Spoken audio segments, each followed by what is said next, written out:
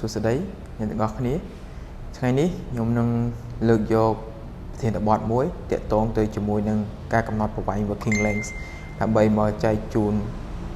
អ្នកទាំងអស់គ្នាឲ្យបានយល់ថាតើការកំណត់ប្រវែង working length យើងត្រូវធ្វើមិនបាច់ដើម្បី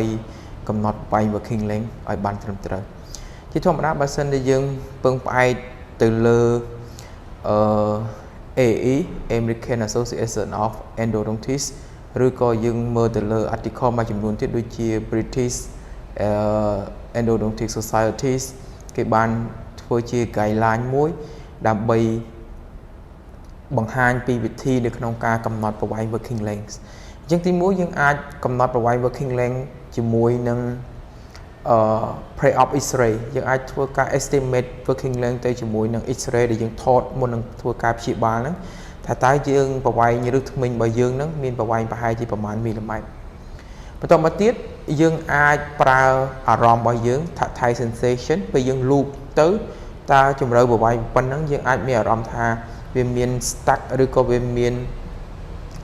ថាក់នៅកន្លែងខាងចុងឬធ្មេញអត់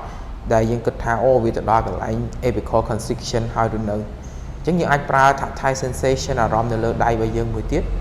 បន្តមកទៀតបើសិនជាក្នុងករណីដែលយើងអត់ប្រើថ្នាំស្ពឹកទេនោះយើងនឹងទទួលបាន patient response មួយទៀតមានន័យថា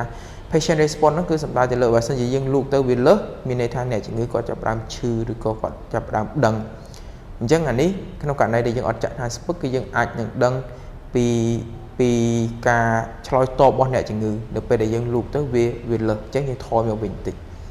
នៅពេលដែលយើងបាន3នឹងហើយគឺយើងត្រូវការ confirm ទៅជាមួយនឹង apex locator យើងត្រូវការប្រើប្រាស់ apex locator មួយទៀតដើម្បីកំណត់ថាតើវាទៅដល់កន្លែងដែលយើងចង់បានហើយឬក៏នៅពេលដែល apex locator លោតទៅដល់កន្លែងដែលយើងចង់បានហើយយើងត្រូវការថត X-ray ដើម្បីបញ្ជាក់វាមួយទៀតអញ្ចឹងនៅពេលដែលយើងថត X-ray បញ្ជាក់តើ X-ray របស់យើងវាទៅដល់កន្លែងដែលយើងចង់បានឬក៏វាទៅដល់ end point ឬក៏ apical terminus ដែលយើងត្រូវបញ្ចប់ instrumentation របស់យើងហើយឬហើយនៅពេលដែលយើងបរិយាហើយយើងអាចដាក់ dressing ឬក៏ obturation ប៉ុន្តែនៅពេលដែលមុននឹង obturation ឬក៏ dressing យើងត្រូវការសម្ងួតវាអញ្ចឹងយើងប្រើបច្ចេកទេសមួយទៀតគឺ paper point technique មានន័យថាយើងដាក់ paper point ចូលទៅតើ paper point របស់យើងមានសើមមានឈាមនៅខាងចុង paper point ឬក៏អត់បើសិនជាអត់មានឈាមអត់សើមទេនេះវាបានបង្ហាញថាការកំណត់ប្រវែង working length របស់យើងត្រឹមត្រូវហើយអញ្ចឹងដើម្បីកំណត់ប្រវែង working length ឲ្យបានត្រឹមត្រូវយើងអាចប្រើបច្ចេកទេសទាំងអស់នេះបានយ៉ាងហោចណាស់ក៏ត្រូវតែមានបច្ចេកទេសចាប់ពី2ឡើងទៅអញ្ចឹងសំខាន់ជាងគេនៅក្នុងការកំណត់ប្រវែង working length ទី1គឺយើងត្រូវការប្រើប្រាស់ apex locator បន្ទាប់មកទៀតយើងត្រូវ confirm ជាមួយនឹង X-ray ហើយបច្ចេកទេសផ្សេងទៀតគឺវាជួយ support ទៅជាមួយនឹងការកំណត់ប្រវែង working length របស់យើងអញ្ចឹងយ៉ាងហោចណាស់ក៏បាន2 technique apex locator ហើយនឹង X-ray តោះមកទៀតចាំ confirm ជាមួយនឹង paper point technique patient response ឬក៏ pre-op X-ray អីចឹងទៅមូលហេតុអីបានគេអត់ឲ្យយើងជឿជាក់ទៅលើការកំណត់ប្រវែង working length តែ X-ray មួយមុខពីព្រោះថានៅពេលដែលយើងកំណត់ប្រវែង working length តែជាមួយ X-ray មួយមុខយើងនឹងជួបបញ្ហាពីព្រោះថានៅពេលដែលយើង working length ជាមួយនឹង X-ray ភាគច្រើនយើងមើលទៅនឹង radiographic apex យើងមិនមែនមើលទៅលើ anatomical apex ទេអញ្ចឹងកន្លែងដែលយើងត្រូវបញ្ចប់គឺកន្លែងនេះប៉ុន្តែបើសិនជាយើងប្រៀបធៀបជាមួយនឹង X-ray គឺយើងមើលទៅជាមួយនឹង radiographic apex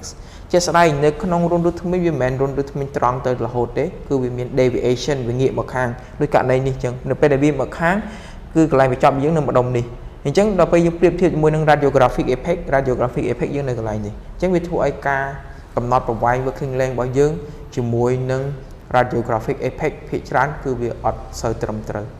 អញ្ចឹងខ្ញុំបញ្ជាក់ផ្សាយទៀតការកំណត់ប្រវែង working length ដែលត្រឹមត្រូវគឺយើងប្រើបច្ចេកទេសចាប់ពី2ឡើងទៅដោយរួមមាន apex locator ហើយនិង X-ray អូខេអរគុណច្រើន